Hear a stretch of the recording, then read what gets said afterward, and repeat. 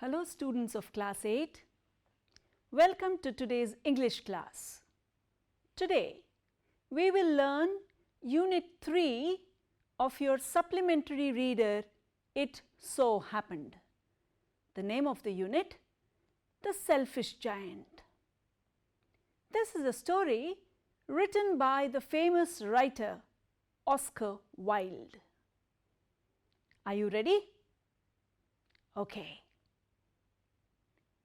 This is a story of a giant who was often called the selfish giant. Now, what is a giant? According to Oxford Learner's Dictionary, a giant is a large, strong person who is often cruel and even stupid. This is the kind of giants that we often find in stories. Now, do you think giants really exist? Let us read the story and find out if in real life we have ever found giants like this. Okay, let us start. Are you ready?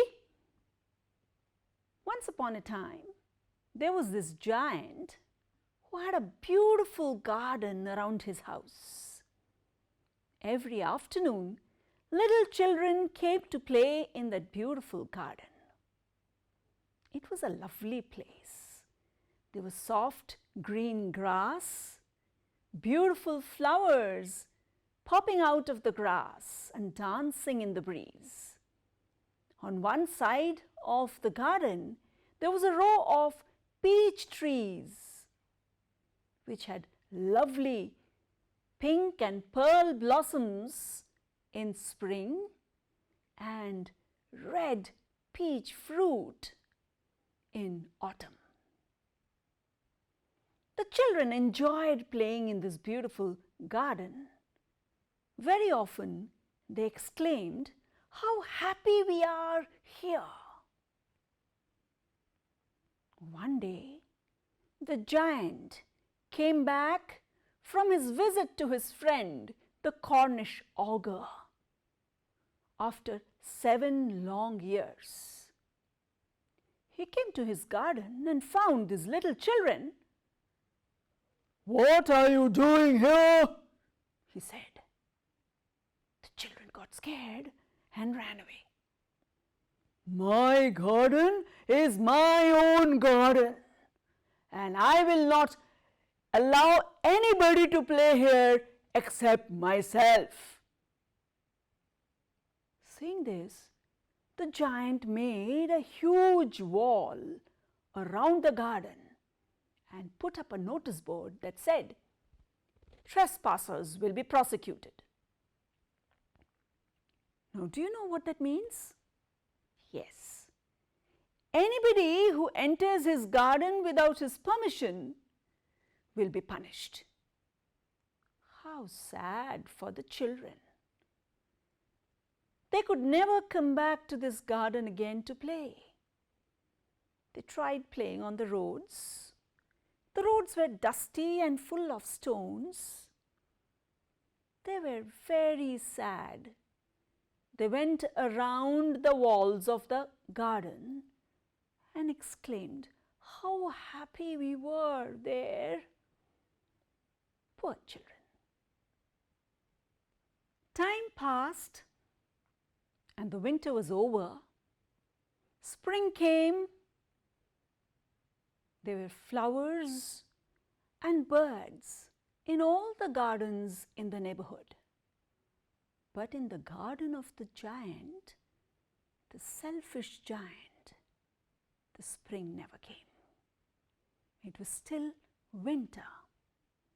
There were no flowers and there were no birds in his garden. Look at page 19 of your textbook. Look at the first paragraph.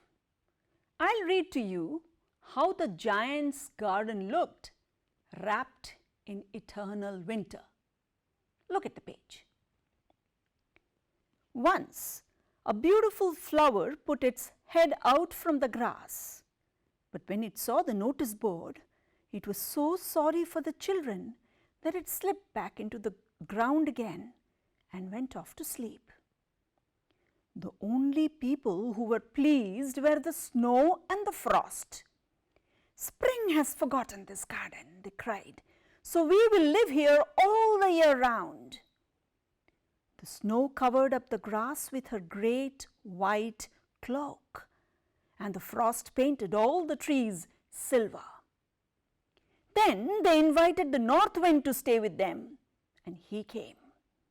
He was wrapped in furs, and he rode all day about the garden and blew the chimney pots down. "This is a delightful spot," he said. "We must ask hail on a visit." So the hail came. And what is hail? It's the terrible snowstorm. Every day for 3 hours he rattled on the roof of the castle till he broke most of the slates, and then he ran round and round the garden as fast as he could. He was dressed in grey, and his breath was like ice. "I cannot understand why the spring is so late in coming," said the selfish giant, as he sat at the window and looked out at his cold, white garden. "I hope there will be a change in the weather."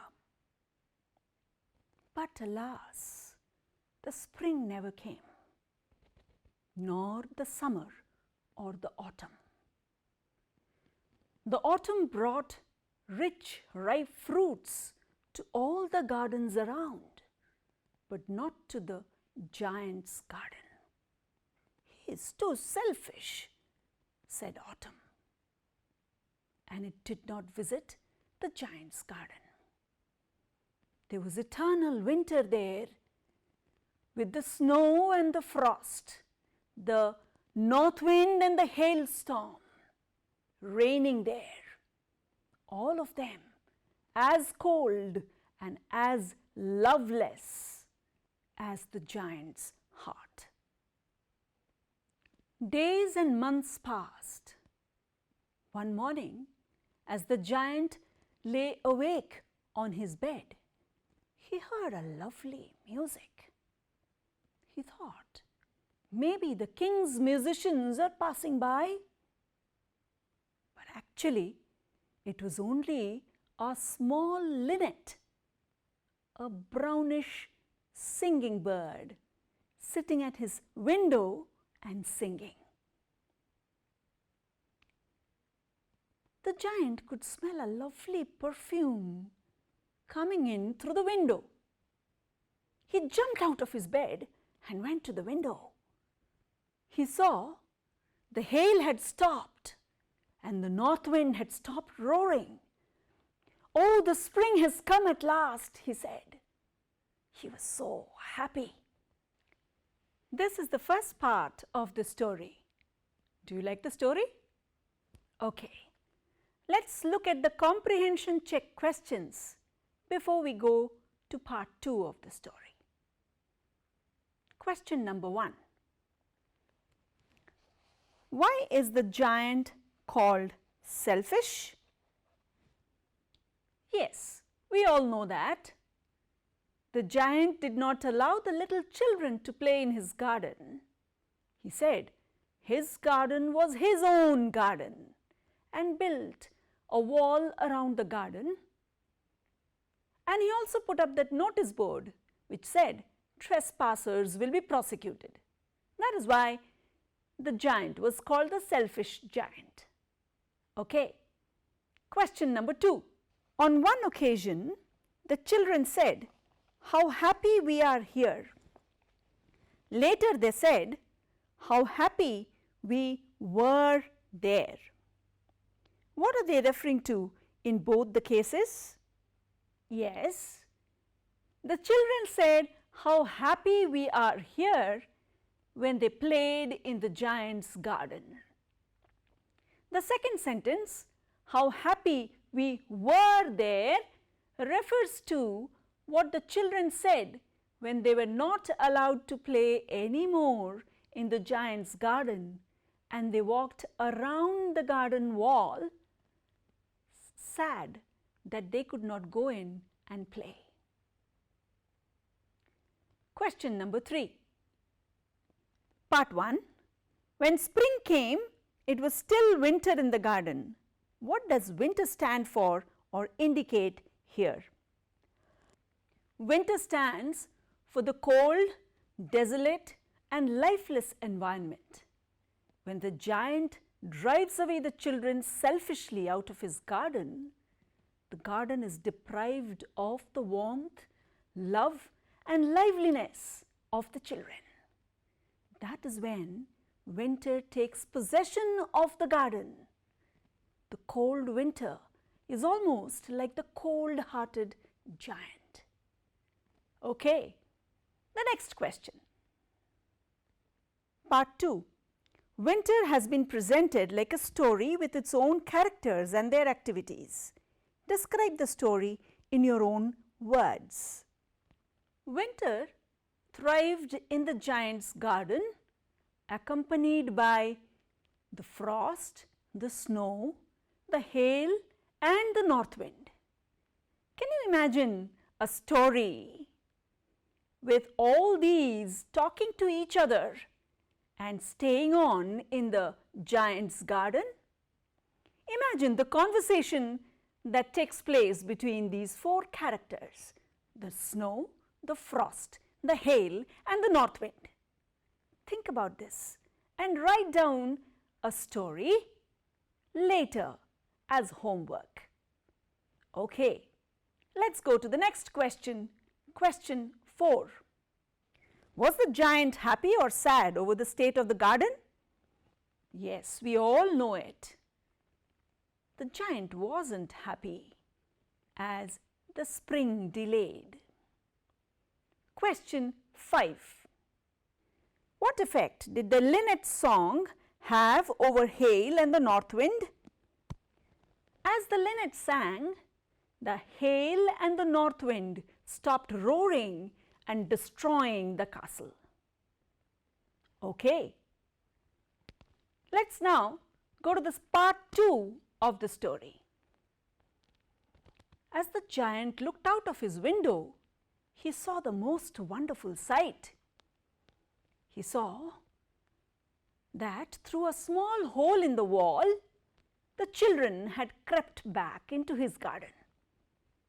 On every tree there was a child, and the trees were so happy that the children were back. They were filled with lovely white and pink blossoms.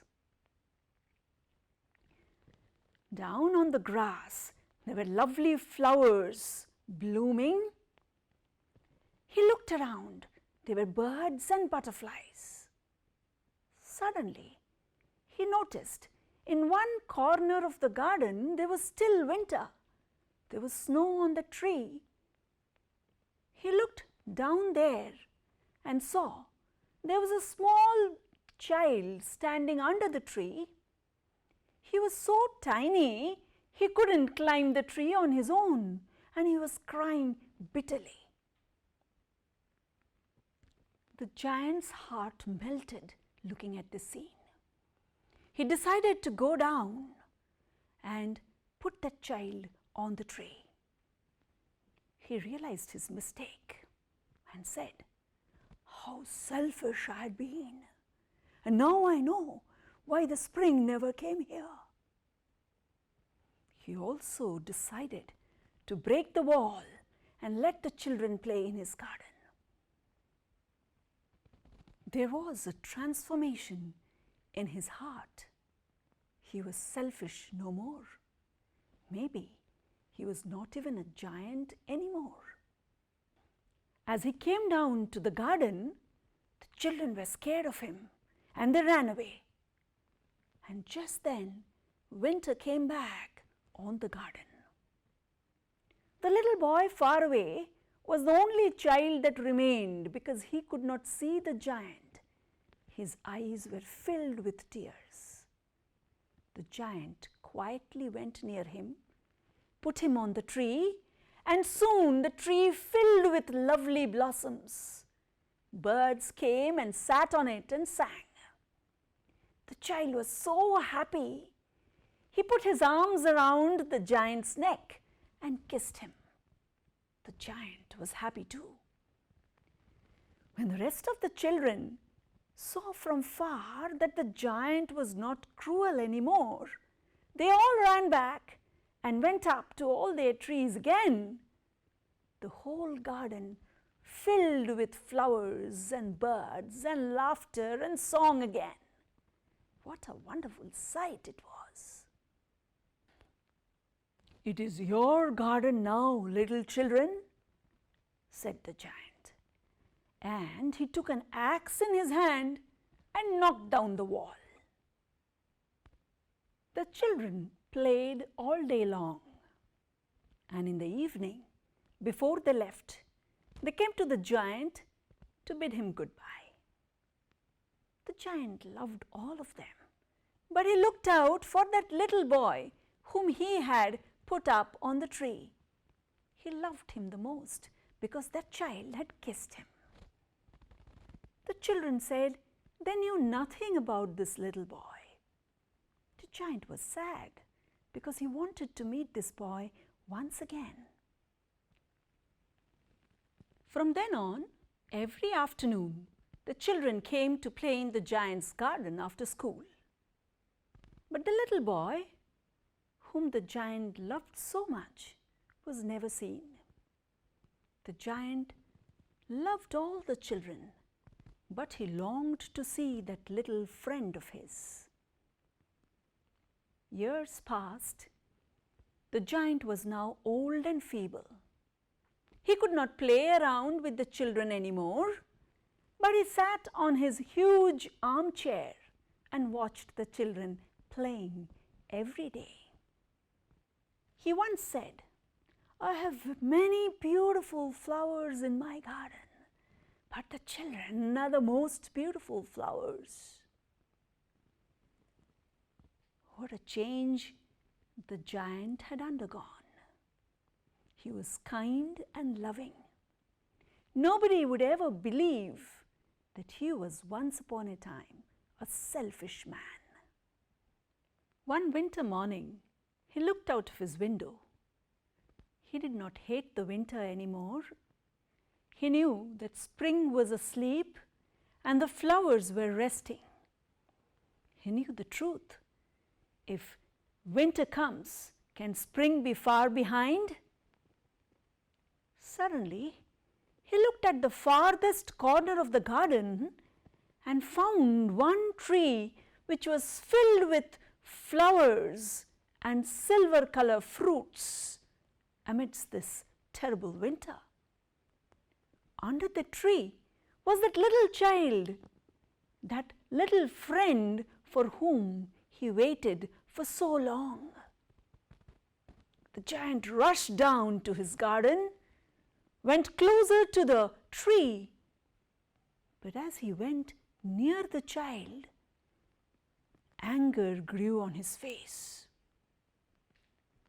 "Who dared to wound you?" said the giant. What was that? On the palms and the feet of the child were marks of nails. The giant was angry that somebody had wounded the child and wanted to kill the man who had wounded him. The child smiled and gently said, "Nay, these are the wounds of love." The giant was surprised to hear that.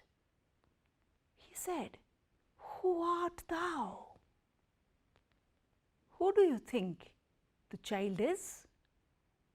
Does this remind you of Jesus Christ? Yes. When Christ was crucified, nails were driven into his palms and feet.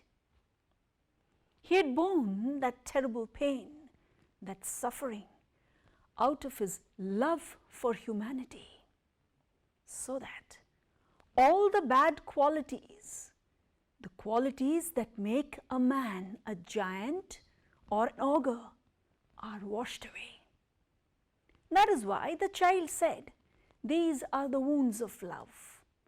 Christ, out of his love, had sacrificed himself. Okay, so what happens next in the story? The child tells the giant, "You allowed me to play in your garden once. Today, I will take you to my garden." Now, which is this garden? Yes, this is the garden of paradise, the garden where God takes us after our death. According to the Bible, this garden is called the Garden of Eden. That afternoon, when the children came to play, they found the giant lying dead under that tree, and all over him were lovely flowers that had been dropped by the tree. Okay, so that is our story. Do you like the story? What do you think the story tells us?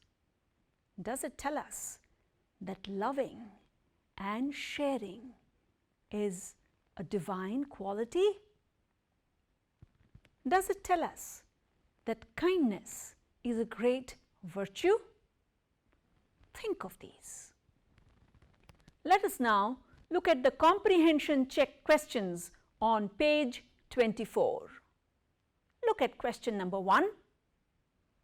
Part 1. The giant saw the most wonderful sight. What did he see? Yes, we know that.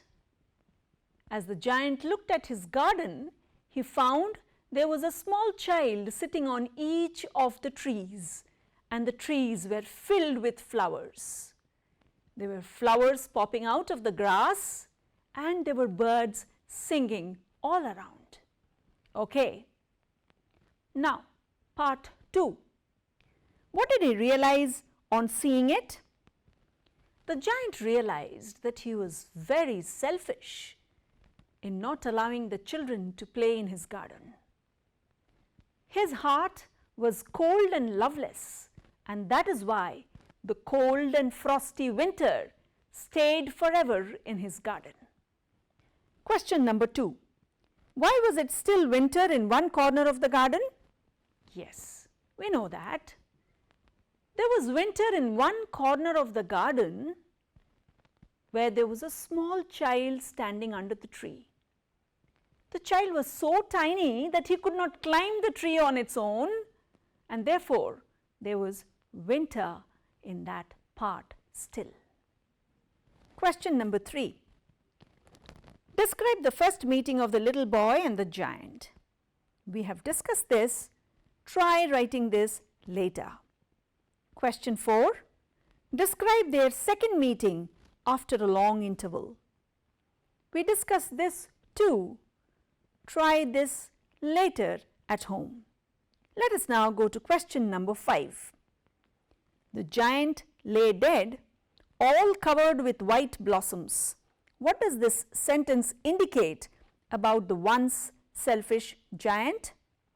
The giant was selfish no more. He had turned into a very loving and kind man.